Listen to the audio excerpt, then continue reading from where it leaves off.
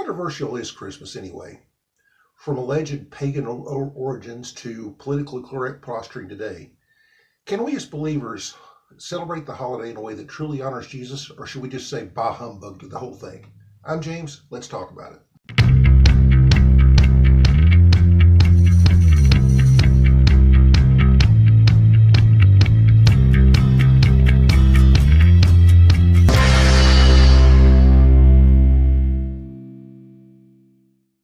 Hi friends, thank you for joining us today, and I realize I'm a little late doing a Christmas video, but I didn't get the idea to address this particular topic till after the day was almost done. So belated Merry Christmas to all of you, and I appreciate you extending me a little bit of grace there. And while we're at it, I would ask that you please subscribe to our channel if you haven't already, and click the notification bell so you can get our new videos as soon as they come out.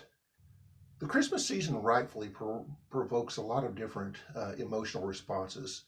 It can be a very joyful time with family and friends. It can be a very sad time to those of us who may have lost loved ones.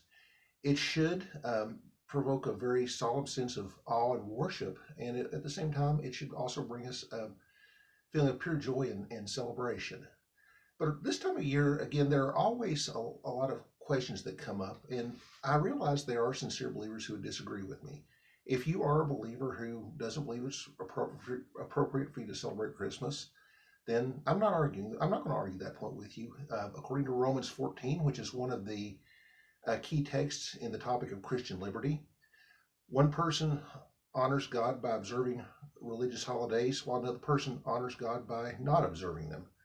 Let each person be fully persuaded in their own mind. So again, follow your own conscience toward God on that. But if you may be on the fence, or there may be some areas you're struggling with, and not only that, there'll be a couple of other issues I want to talk about too. This video will be for you. The first controversy some people raise is that the Bible doesn't specifically tell us to celebrate Christ's birth. And technically speaking, that may be true, but my response to that would be, what part of Jesus' life shouldn't we celebrate? A very important theme in the Bible is the concept of memorial. God himself establishes memorials such as Passover, such as baptism, such as the Lord's Supper, to commemorate special things he does in our lives. But some may say Christmas isn't specifically mentioned in the Bible, so it doesn't count.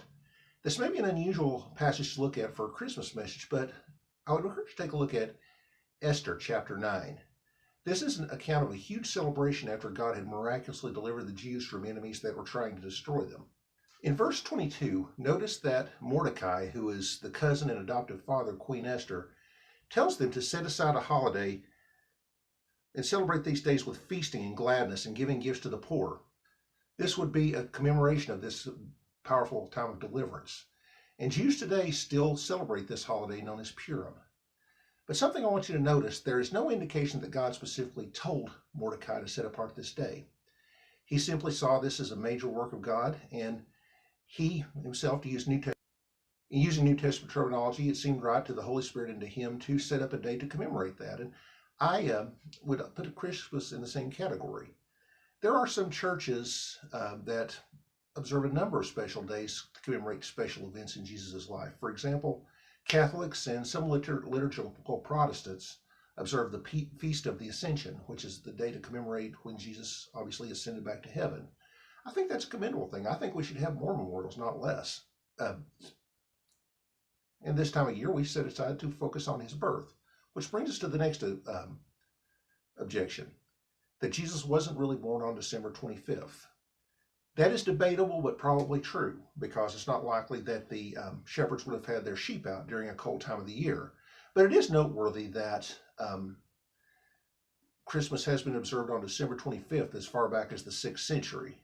Nonetheless, December 25th is simply a day we set aside to commemorate Jesus' birth. Whether or not that actually was his actual birthday, we don't know that. No one does. Personally, I think it serves as a powerful way to end the year on a positive note, especially in a year as challenging to us as 2020 was. Even for people who may not celebrate the spiritual side of Christmas, it still appeals to people's highest human ideals. Plus, think of how much truth the world is exposed to this time of year. How many other times can we walk into a shopping mall and all of a sudden we would hear, "Joy to the world, the Lord has come." The next one, December 25th is a co-opted pagan holiday. Well, my response to that would be, so what? Why should we refuse to honor Jesus on any given day just because the pagans may also be doing their thing on that day? Now, there are other people who try to say that certain elements of Christmas have pagan origins. And obviously, I don't have time to look at every one of them, but I will respond to a common one, that is the idea of the Christmas tree. In the book of Jeremiah, chapter 10, verses 2 through 4, God warns his people to avoid falling into the traps of the pagan nations.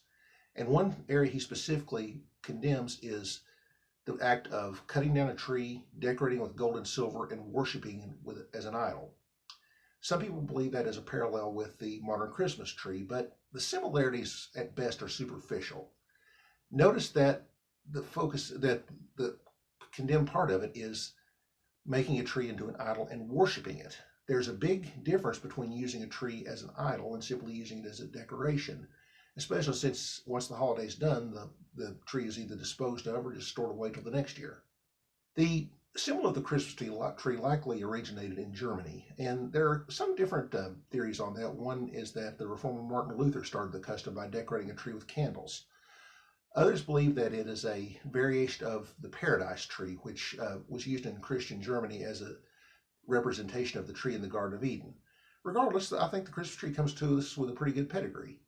The next one is Christmas is often used for an excuse for materialism and drunkenness and other sinful activities. And again, I'm not saying that's not a valid concern. Certainly we should guard our hearts in those areas as well. But like with the other one, I would have to say ungodly people do ungodly things every day. And if we let that dictate whether or not we're going to honor Jesus on any day, that shows a serious misplacement of priorities. The next controversy we're going to look at is, what about Santa Claus? The Santa Claus myth originated largely with the poem A Visit from St. Nicholas, or as we sometimes call it, 'Twas the Night Before Christmas. And the image was later developed through magazine caricatures back in the 1800s, as well as 1930s Coca-Cola ads. But I understand, and I was never comfortable myself misleading my own kids to say there is a man going to come down the chimney and bring you presents.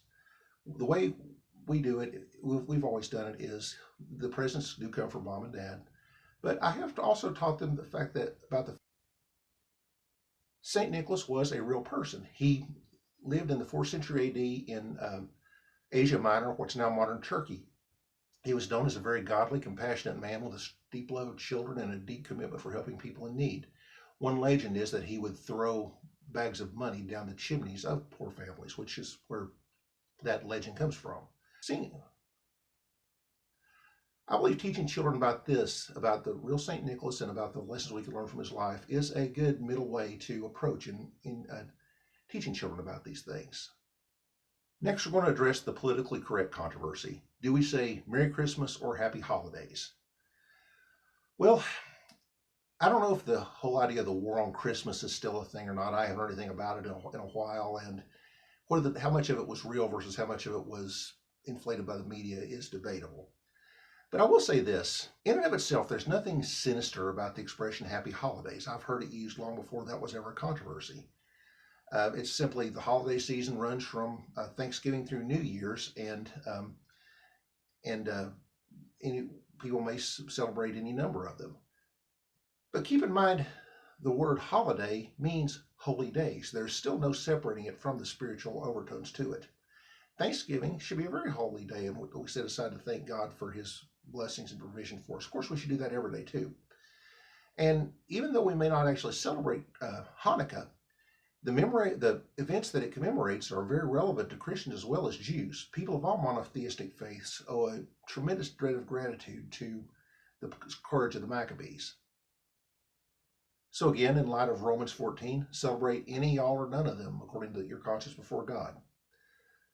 But ultimately, Christmas can't simply be reduced to matters of sentiment.